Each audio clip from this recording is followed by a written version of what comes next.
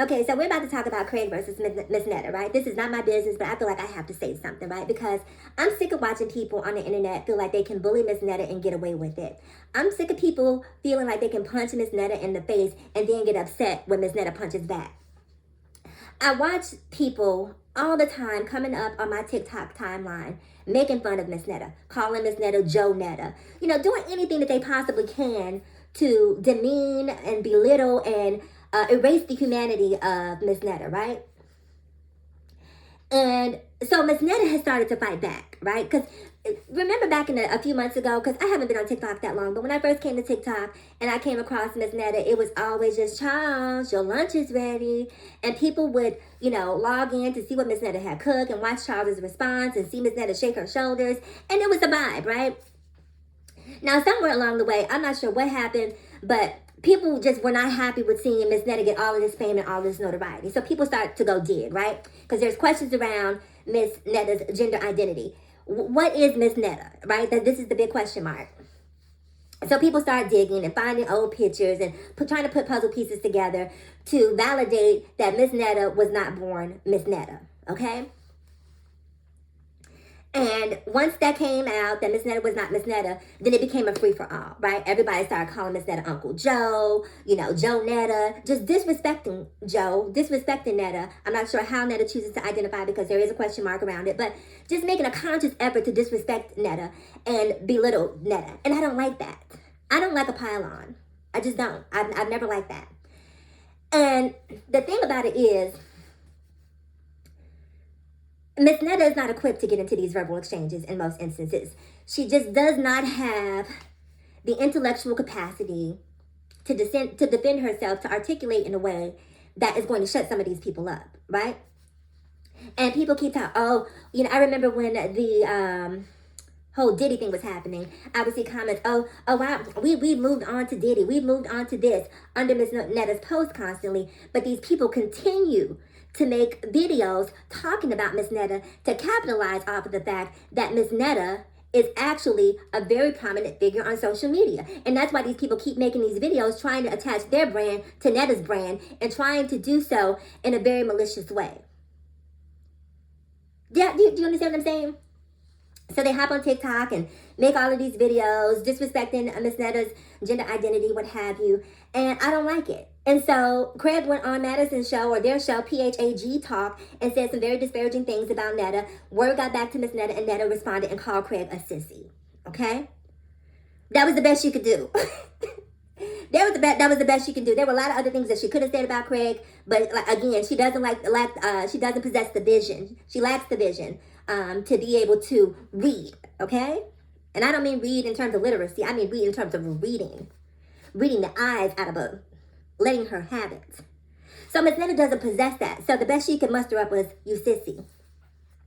So word got back to Craig, because the internet is full of messy people. So they're over, everybody's salivating, rubbing their hands together, waiting for Craig to respond. And he feeds into it, right?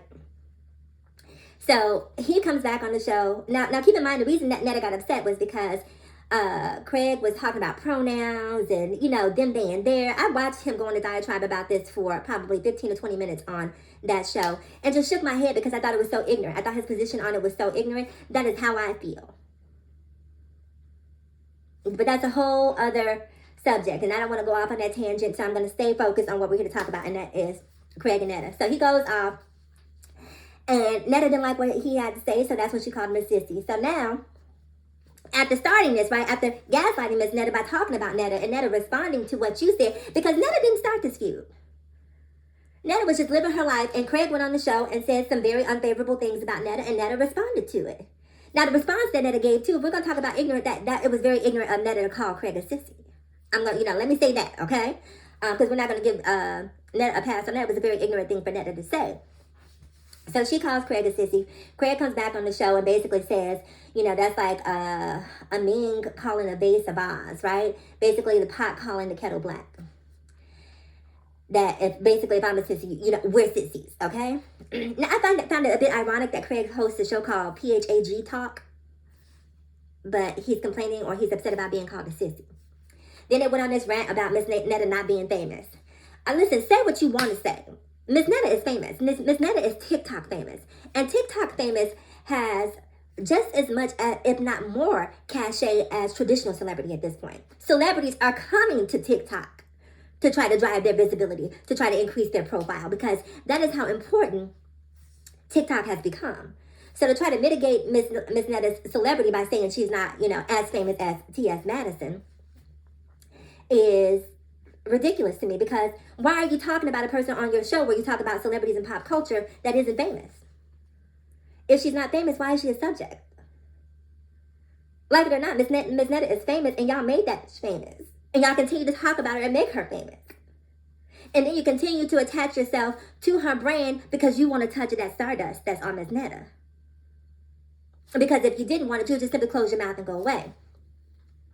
So I feel a way, honestly, about Craig even engaging in this exchange with Ms. Netta, because it is obvious, quite obvious, that, again, Ms. Netta doesn't possess the chops to have a verbal back and forth with Craig. Right? And Craig, in my opinion, is an intellectual bully. He's an intellectual elitist. If you watch Craig, which I have, because I actually like Craig. I actually think he's funny. I've watched him and his friends have brunch and this, that, and the third. But one of the things that has always rubbed me the wrong way about Craig is I hear him talk about the GED section, right? Where he's making fun of people who come in late and say that they're in the GED section, as if having a GED somehow makes a person inferior. Now, I do have a high school diploma. I did go to college. But I don't look down on people who have GED, because there's some people out here who have doctorates who can't find a job. And there's some people out here who have GEDs who own multi-million-dollar companies. So it's not the educational credentials that makes the difference. It's the drive, it's the passion, it's the commitment to success that is really going to separate the girls from the women. Okay? Do you have the moxie to get up and make it happen?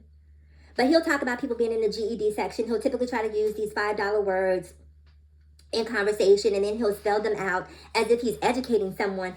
And I'm listening to him, and I'm like, these words are remedial SAT words. Like, I'm not impressed by the vocabulary. And maybe I'm just well read, but I'm like, Craig, this is the word that you're sharing with us? This is your word for the day?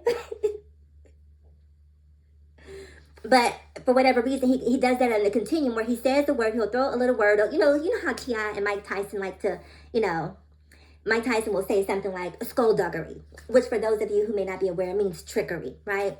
That you're trying to trick someone. And instead of saying trick, he'll say skullduggery. And that makes that makes some people feel intelligent. And so Craig will do that very often when he's sitting next to Madison, use these words and try to impress the audience while low-key making Madison look like she's intellectually inferior. Clock it. And Madison, I got my eye on Madison too.